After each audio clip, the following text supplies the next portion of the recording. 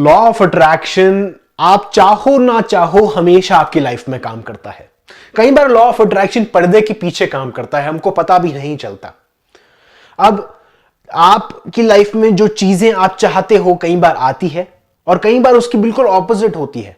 पैसे चाहिए मुझे, पैसे नहीं आएंगे बल्कि मेरे पैसे और घट जाएंगे। पार्टनर चाहिए मुझे, पार्टनर नहीं आ पाता बट बिल्कुल ही उसका ऑपोजिट होता है। पार्टनर जो आते हैं हमारी लाइफ में हमको छोड़ के चले जाते हैं।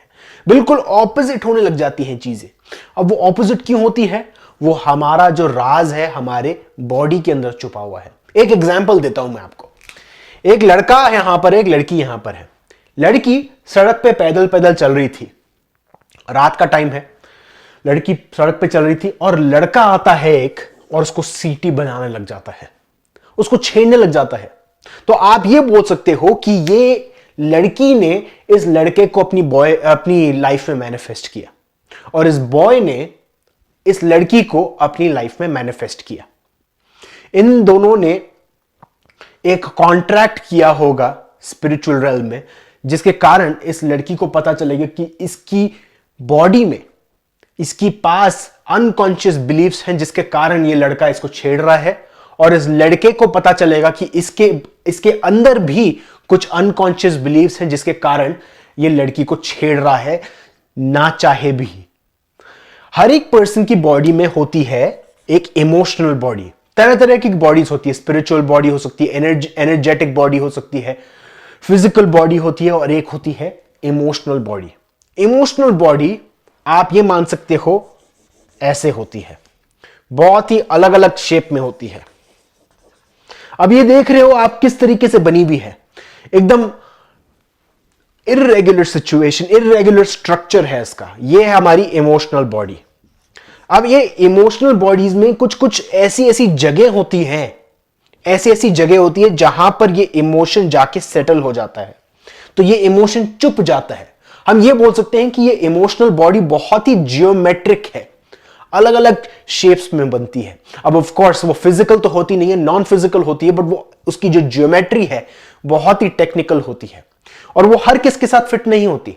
अगर रास्ते पे कोई दूसरा पर्सन होता तो इस लड़की को छेड़ता नहीं। इस पर्सन के पास स्पेशली ये वाली टाइप की बॉडी थी, इसलिए इस पर्सन ने इसको छेड़ा। इनफैक्ट हमारी लाइफ में हर कोई जो पर्सन है वो फिट होता है हमारी लाइफ में, इसलिए हम उनको मैनिफेस्ट करते हैं हमारी लाइफ में। तो इस लड़के की लाइफ में ये स्पिरिचुअल बॉडी थी, ये इमोशनल बॉडी थी और इस लड़की की लाइफ में भी एक तरीके की इमोशनल बॉडी थी। अगर आप इन दोनों को साथ में लेकर आओगे तो ये एकदम फिट होते हैं। अब ये फिट होने के कारण ही इस लड़के ने इस लड़की को छेड़ा, इस लड़की ने इस लड़के को अपनी लाइफ में मैनिफेस्ट किया। तो अब इसका मतलब यह है कि हमारी लाइफ में जो कोई भी पर्सन है जो हमको दबाने की कोशिश कर रहा है या हमारी इंसल्ट करता है हर टाइम, हम अनकॉन्शियसली उस पर्सन को हमारी लाइफ में बुलाते हैं कि मुझे ये चीज सिखा कि मेरे को ये पैटर्न बार बार रिपीट नहीं करना। और वैसे ही रिलेशनशिप काम करते हैं। अगर आपके लाइफ में रिलेशनशिप हमेशा पार्टनर आपको छोड़ के चले जाते हैं या पार्टनर के साथ जमती नहीं है, तो इसका मतलब यह है कि आपने अनकॉन्शियसली एक बिलीफ मान रखी है कि वो पर्सन इस तरीके से एक्ट करेगा जिसके कारण मुझे बुरा लगेगा, और जितना मुझे बुरा लगेगा उतना मेरे लिए इंपॉर्टेंट होगा ये जानना कि ये इमोशनल बॉडी मेरे अंदर है। अब इस तरीके से आप ये बोल सकते हो कि अगर इस लड़की ये सड़क पे चलती है, अभी सिर्फ और सिर्फ एक एग्जाम्पल है, मैं चाहता हूं किसी को हर्ट नहीं करना, बट मान लो ये लड़की चल रही है सड़क पे और इसका रेप हो जाता है, तो एक तरीके से आप ये भी बोल सकते हो कि इसके जो हायर रेल्म है, इसका जो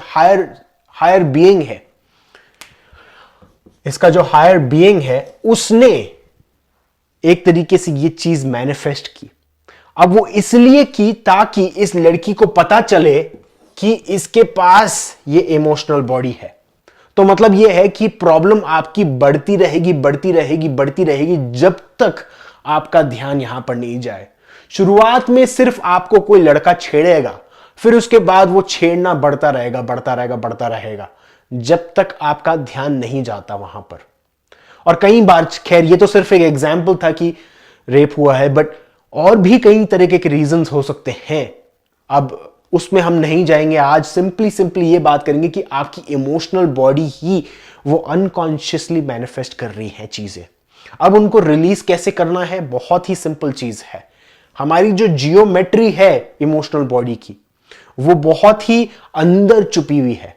तो इसका मतलब यह है कि एक इमोशन यहां पर है, एक इमोशन यहां पर है, एक इमोशन यहां पर है, और एक इमोशन यहां पर है। तो जब तक ये इमोशन नहीं हटेगा तब तक मुझे पता नहीं चलेगा यहां पर एक इमोशन था। तो इसका मतलब यह है कि जैसे कोई प्रॉब्लम आती है मेरी लाइफ में, मेरे को उसका इमोशन रिलीज करना पड़ेगा। अब कोई भी चीज कनेक्ट हो सकती है। अगर आपकी पार्टनर के साथ आपकी नहीं जमती, तो आपको यह रियलाइज करना पड़ेगा कि आपकी लाइफ में बचपन में आपके साथ ऐसा पैटर्न कब हुआ था, कब, जैसे अगर आपका पार्टनर आपको किसी तरीके से ट्रीट करता है, आपको यह पूछना पड़ेगा कि बचपन में मेरे साथ मेरे भाई बहन या मेरे पेरेंट्स मुझे इस तरीके से ट्रीट करते थे। और वो क्वेश्चन पूछ के अपने आप से आपको रियलाइज होगा कि आपके पास एक सर्टेन बिलीफ थी, तो वो एक बिलीफ हटती रहेगी। फिर उसके बाद आपको दूसरी चीज याद आएगी, दूसरा कोई सप्रेस्ड और रिप्रेस्ड इमोशन बाहर आएगा। ऐसे करके करके करके आप एक एक इमोशन को उठा के उसको क्लियर करोगे, उठा के क्लियर करोगे, उठा के क्लियर करोगे। अब तरह तरह की टेक्निक्स है आप जिनको यूज कर सकते हैं। मेरी फेवरेट टेक्निक जो है वो है, बॉडी में इनसाइड फील करिए कि कहां पर आपका वो इमोशन दबा हुआ है। उधर पूरा का पूरा ध्यान जाना चाहिए आपका, पूरा 100%। हर बार आपका अटेंशन वहां पर जाना चाहिए। जब भी कभी कोई वो पैटर्न रिपीट होता है, उसको जज नहीं कीजिए, 2 सेकंड पॉज लीजिए और अपने बॉडी में फील कीजिए कि कहां पर आपको वो इमोशन फील होता है। अब वहां पर आपका रोज मेडिटेशन होगा, वहां पर आपको रोज मेडिटेशन करना पड़ेगा। दूसरी चीज है, एक और अच्छा तरीका यह है कि आप हर रोज योगा कीजिए। अब योगा जिस तरीके से मैं बता रहा हूं, वो नहीं बता रहा कि हाई इंटेंसिटी योगा करना है, आपको किसी तरीके से भी कर सकते हो आप। पर जब आप योगा करते हो, आपको अपनी ब्रीदिंग पे पूरा ध्यान लेकर आना है, क्योंकि जितना आप ब्रीदिंग पे अपना ध्यान लेके आएंगे उतना आप प्रेजेंट बन रहे हैं। और जितना आप प्रेजेंट बनोगे, आपकी बॉडी में वो प्रेजेंस यहां पर आएगी, वो प्रेजेंस आपकी इमोशनल बॉडी पे आएगी, और वो जियोमेट्रीज जो है आपकी बॉडी में, आपकी इमोशनल बॉडी में हटेगी। इनफैक्ट योगा जो है उसको क्या बोलते हैं हम, माइंड और बॉडी का यूनियन। यूनियन है योगा का, वर्ड का मतलब यूनियन। तो वही कर रहे हो आप, अपने माइंड को अपनी बॉडी पे ला रहे हो, उसका यूनियन क्रिएट कर रहे हो। ये बहुत ही सिंपल तरीका है। और आपने देखा होगा जो लोग योगा ढंग से करते हैं अपनी ब्रीदिंग प्रैक्टिस करके, उनमें अलग ही एक ऑरा होता है। वो बहुत ही सॉफ्ट स्पोकन होते हैं, बहुत ही कंपैशनेट होते हैं, क्योंकि कई हद तक उनके जो इमोशंस हैं वो रिलीज्ड हैं, दबे हुए नहीं हैं। इसलिए वो प्रोजेक्ट नहीं कर रहे लोगों पे। उनके अंदर वो दबा हुआ एंगर या फ्रस्ट्रेशन या अग्रेशन नहीं है, क्योंकि जितना वो अंदर दबा हुआ होगा उतना वो बाहर आएगा लोगों पर। दूसरा तरीका यह है। तीसरा तरीका यह है कि आप ब्रीदिंग प्रैक्टिसेस कीजिए। जब भी कभी वो इमोशन आता है, वही सेम चीज करने की कोशिश कर रहे हैं, हम वो प्रेजेंस वापस लेकर आ रहे हैं। और चौथा अलग तरीका यह है कि आप जो चीज के बारे में आप पैशनेट हो, जो एक्साइटमेंट आता है आपके दिन में, उसको फॉलो करते हुए जाइए।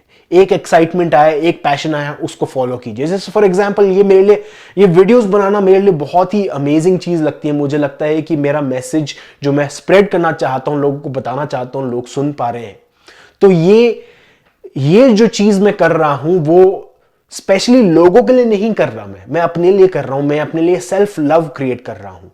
तो आप अपने आप से पूछिए कि आपको कौन सी चीजें पसंद आती है, और वो चीजों को कंटिन्यू करते रहिए, वो चीजों को प्रैक्टिस करते रहिए, क्योंकि उससे आपको पता चलेगा कि आप कितना ज्यादा अपनी इमोशंस को बढ़ा सकते हैं, अपने स्पिरिचुअल लेवल को बढ़ा सकते हैं, ताकि आपका ध्यान यहां पर जाए इमोशनल बॉडी पे।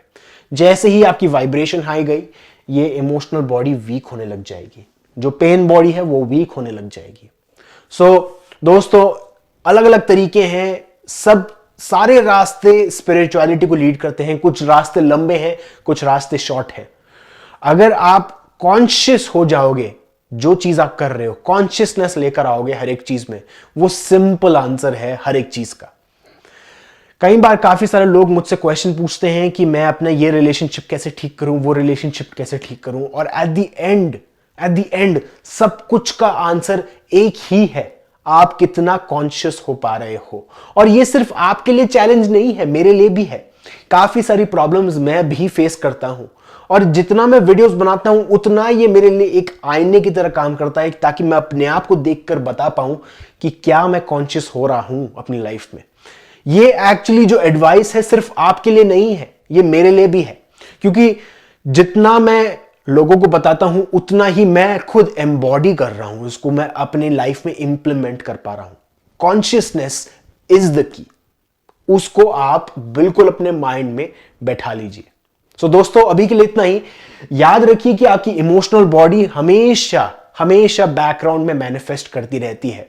आपको यह क्वेश्चन पूछना है कि कब मैं इस इमोशनल बॉडी पे अपनी नजर डालूंगा ताकि इसका जो इंपैक्ट है मेरी लाइफ में खत्म हो पाए। So thank you everyone. अगर आपके पास कोई क्वेश्चंस है प्लीज कमेंट बॉक्स में पोस्ट कीजिए। अगेन मैं सबको थैंक यू कहना चाहूंगा कि आपके बहुत सारे क्वेश्चंस आते हैं, बहुत सारा प्यार आता है, और मैं जानता हूं कि मैं आपके कमेंट्स के रिप्लाई नहीं कर पाता, इंस्टाग्राम पे मैसेजेस का रिप्लाई नहीं कर पाता, बट मैं आने वाले टाइम पे और रिप्लाई करता रहूंगा। So thank you everyone.